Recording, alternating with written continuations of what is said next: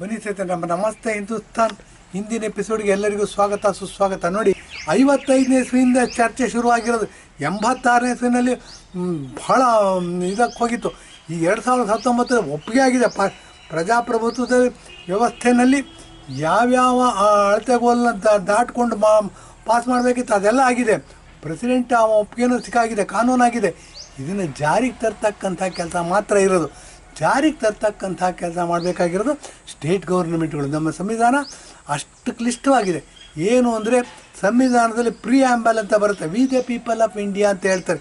We the people of India ಅಂದರೆ president ಎಲ್ಲ ಇಲ್ಲಿ ಸುಪ್ರೀಮೋ, ಎಂ ಪಿಗಳೆಲ್ಲ ಸುಪ್ರೀಮೋ, ನಾವು ಜನಗಳು ಸುಪ್ರೀಮೋ.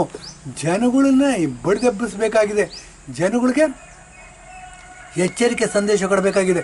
ಹಾಗಾದರೆ ಬಹುಮತಕ್ಕೆ ಮಾನ್ಯತೆ ಇದೆಯಾ? ನಾವು ಬಹುಮತ ಅಂತ ಕರ್ಕೋತೀವಿ, ಬಹುಮತಕ್ಕೆ ಮಾನ್ಯತೆ ಇದೆಯಾ? ಸ್ವಾತಂತ್ರ್ಯ ಬಂದಾಗ 1947ರಲ್ಲಿ 92% ಹಿಂದೂಗಳಿದ್ವಿ. ಇವತ್ತೇನಾಗಿದೆ, 72ರಿಂದ 75% ಮಧ್ಯೆ ಇದ್ವಿ. ಯಾಕೆ ಹಿಂದೂಗಳ ಜನಸಂಖ್ಯೆ ಕಡಿಮೆ ಆಯಿತು ಅಂತ ನೋಡೋಣ ಬನ್ನಿ. ಏನಾಗುತ್ತೆ, ಈ ಕಾಂಗ್ರೆಸ್ನವ್ರು ಸಂವಿಧಾನದ ಬದಲಾವಣೆ ಮಾಡಿದಲ್ಲ, ಹಿಂದೂಗಳಿಗೆ ಏಟು ಕೊಡ್ತಾನೇ ಬಂದ್ಬಿಟ್ರು. ಹಿಂದೂಗಳಿಗೆ 2 ಮಕ್ಕಳನ್ನ ಮಾತ್ರ ಹುಟ್ಟಿಸಿ ಅಂತಂದರು. ಶರಿಯತ್ ಲಾ ಅಂದ್ಬಿಟ್ಟು ಅದನ್ನು ಜೀವಂತವಾಗಿಟ್ಟರು ಸಂವಿಧಾನದಲ್ಲಿ. ಅವರು 2 ಅಲ್ಲ 3 ಅಲ್ಲ 4 ಮದುವೆ ಆಗೋದಿತ್ತು. ನಮ್ಮ ಸಂವಿಧಾನದಲ್ಲಿ ಕಾಂಗ್ರೆಸ್ ಗೌರ್ಮೆಂಟ್ 65 ವರ್ಷ ರೂಲ್ ಮಾಡೋದು ಅಂತ ಹೇಳಿದೆ. ಸಂವಿಧಾನವನ್ನು 120 ಸರಿ 120ಕ್ಕಿಂತ ಹೆಚ್ಚು ಸರಿ ಬದಲಾವಣೆ ಮಾಡಿದ್ದಾರೆ ಅಂತ ಹೇಳಿದೆ. ಈ ಥರ ಬದಲಾವಣೆ ಮಾಡ್ತಾ ಶರಿಯತ್ ಲಾನ ಹಾಗೆ ಇಟ್ಕೊಂಡ್ರು. ಮತ್ತು ಏನು ಬದಲಾವಣೆ ಮಾಡಿದ್ರು, ಹಿಂದೂಗಳಿಗೆ ತೊಂದರೆ ಆಗ್ತಾ ಬಂತು, ಮುಸಲ್ಮಾನರನ್ನ ಓಲೈಕೆ ಮಾಡ್ತಾ ಬಂತು. ಹಾಗೆ ಓಲೈಕೆ ಮಾಡ್ತಾ ಏನಾಯಿತು, ಪ್ರತಿಯೊಬ್ಬ ಮುಸಲ್ಮಾನನು 92% ಹಿಂದೂಗಳಿದ್ವಿ 1947ರಲ್ಲಿ. ಇವತ್ತು 72ರಿಂದ 75% ಬಂದಿದ್ವಿ.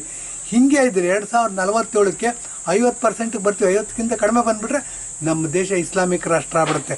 ಅದು ಆಗಬಾರ್ದು. ನಾವು ಸೆಕ್ಯುಲರ್ ಅಂತಂದರೆ ನಾವು ಹಿಂದೂಗಳು ಮೆಜಾರಿಟಿ ಇರೋದ್ರಿಂದ ಸೆಕ್ಯುಲರ್ ಇದೋ ಹೇಳೋದು ಬೇಕಿಲ್ಲ. ಇದು ಯಾಕೆ ಅಂತಂದರೆ, ಪಾಕಿಸ್ತಾನದಲ್ಲಿ ಏನು ಮುಸಲ್ಮಾನರಿಗೆ ಸ್ವಾತಂತ್ರ್ಯ ಇದೆ, ಲಿಬಿಯಾದಲ್ಲಿ ಏನು ಸ್ವಾತಂತ್ರ್ಯ ಇದೆ, ಅಫ್ಘಾನಿಸ್ತಾನದಲ್ಲಿ ಏನು ಸ್ವಾತಂತ್ರ್ಯ ಇದೆ, ಸೌದಿ ಅರೇಬಿಯಾದಲ್ಲಿ ಏನು ಸ್ವಾತಂತ್ರ್ಯ ಇದೆ, ಇರಾನ್ ಏನು ಸ್ವಾತಂತ್ರ್ಯ, ಅದೆಲ್ಲದಕ್ಕಿಂತ ಸುಖವಾಗಿದ್ದಾರೆ ಇಲ್ಲಿರ್ತಕ್ಕಂಥ ಮುಸಲ್ಮಾನರು.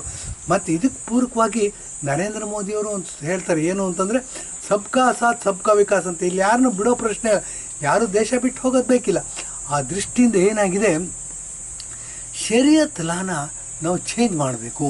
ನಮ್ಮ ದೇಶಕ್ಕೊಂದು ಸಂವಿಧಾನ ಅಂತ, ಭಗವದ್ಗೀತೆಗಿಂತಲೂ ಶ್ರೇಷ್ಠ ಸಂವಿಧಾನ ಅಂತಾರೆ. ಆಯಿತು, ಒಪ್ಕೊಳ್ಳೋಣ.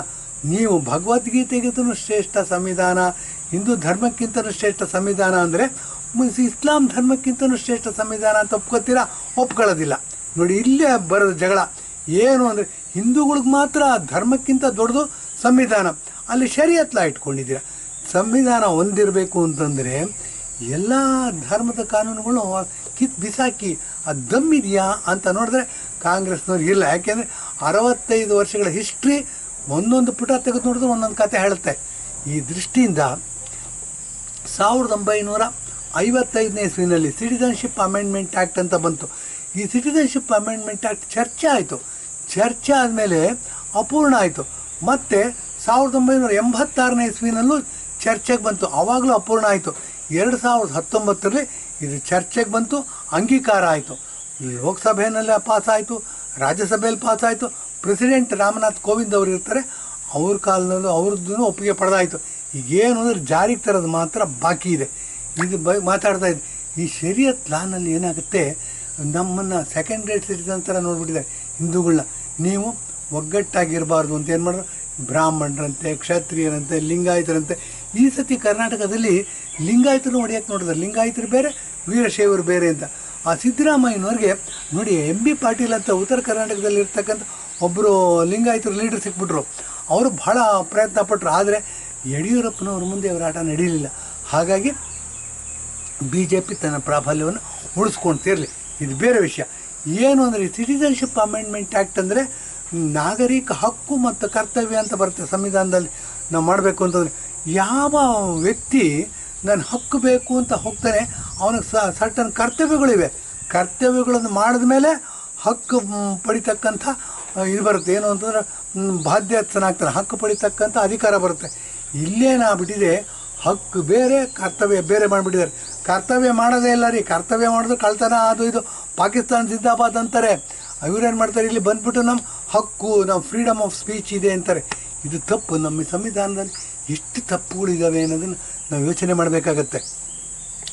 ಈ ಥರ ಯೋಚನೆ ಮಾಡ್ತಾ ಬಂದಾಗ ಸಿಟಿಸನ್ಶಿಪ್ ಅಮೆಂಡ್ಮೆಂಟ್ ಆ್ಯಕ್ಟ್ ನೋಡಿ 1955 ಬದುಕಿರೋದು 2019 ಕಾನೂನಾಯಿತು. ಕಾನೂನಿಗೆ ಜಾರಿಗೆ ತರಬೇಕು ಅಂತ. ಸಿಟಿಸನ್ಶಿಪ್ ಅಮೆಂಡ್ಮೆಂಟ್ ಆ್ಯಕ್ಟ್ ಅಂತಂದರೆ ಏನು ಅನ್ನೋದ್ರ ಬಗ್ಗೆ ನೋಡಿ. ನಮ್ಮ ದೇಶದಿಂದ ಜನಗಳೇನು ಮಾಡಿದ್ರು, ಪಾಕಿಸ್ತಾನಕ್ಕೆ ಹೋದರು, ಬಾಂಗ್ಲಾದೇಶಕ್ಕೆ ಹೋದರು, ಅಫ್ಘಾನಿಸ್ತಾನಕ್ಕೆ ಹೋದ್ರು, ಅನೇಕ ದೇಶಗಳಿಗೆ ಹೋದರು.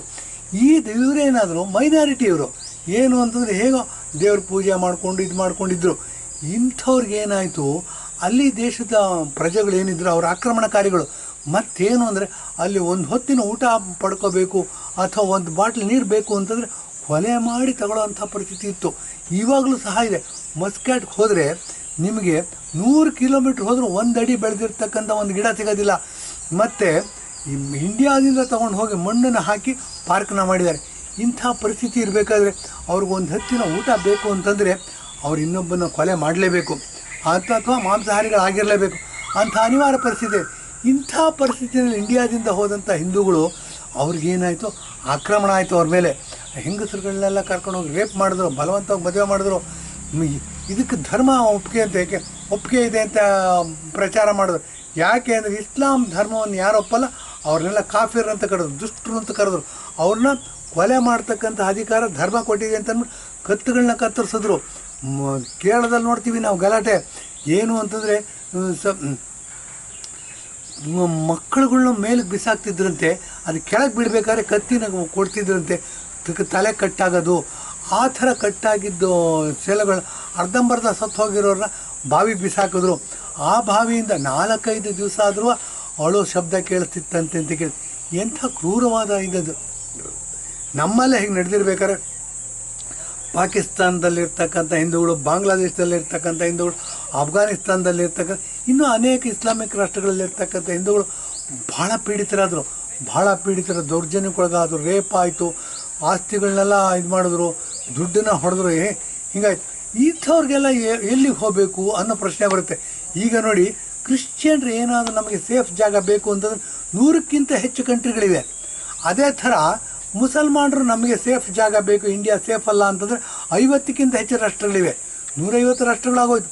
ಹಿಂದೂಗಳಿಗೆ ಸೇಫಾಗಿರಬೇಕು ನಾವು ಅಂತಂದರೆ ಎಲ್ಲಿ ಹೋಗ್ಬೇಕು ಇವರು ಅನ್ನೋ ಪ್ರಶ್ನೆ ಬಂದರೆ ತಾರ್ಕಿಕವಾಗಿ ತಗೊಂಡು ಹೋಗಬೇಕು ಅಂತಂದರೆ ಇಂಡಿಯಾ ದೇಶನೇ ಅತ್ಯಂತ ದೊಡ್ಡ ದೇಶ, ಹಿಂದೂಗಳಿಗೋಸ್ಕರ ಇರ್ತಕ್ಕಂಥ ಹಿಂದೂ ದೇಶ.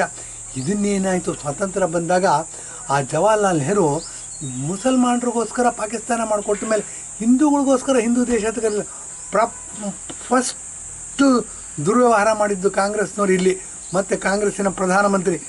ಏನಾಯಿತು, ಹಿಂದೂಗಳಿಗೋಸ್ಕರ ಹಿಂದೂ ದೇಶ ಅಂತ ಕರೀಲ್ಲ, ಮತ್ತಿದನ್ನು ಇಂಡಿಯಾ ಅಂತ ಕರೆದ್ರು.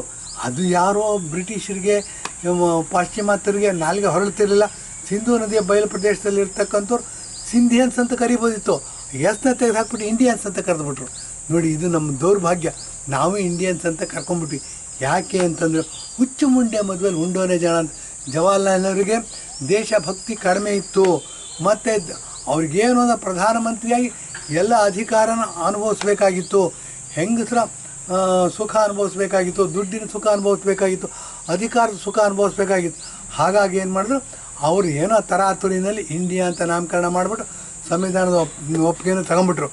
ಇರಲಿ, ಇದೇನಾಗುತ್ತೆ, ಹೀಗಾಗ್ತಾ ಏನಾಯಿತು, ದಾರಿ ತಪ್ಪು ಹೋಯಿತು. ದಾರಿ ತಪ್ಪು ಹೋದ್ಮೇಲೆ ಸರಿ ಮಾಡ್ತಕ್ಕಂಥ ಕೆಲಸ ಯಾವುದಿದೆ ಅಂತಂದರೆ ಒಂದೊಂದೇ ಕಾನೂನನ್ನು ಬಿಡಿಸ್ಕೋತಾ ಹೋಗಬೇಕು ಅಂದರೆ ಸಿಟಿಸನ್ಶಿಪ್ ಅಮೆಂಡ್ಮೆಂಟ್ ಆ್ಯಕ್ಟ್ ಅಂತ ಬರುತ್ತೆ.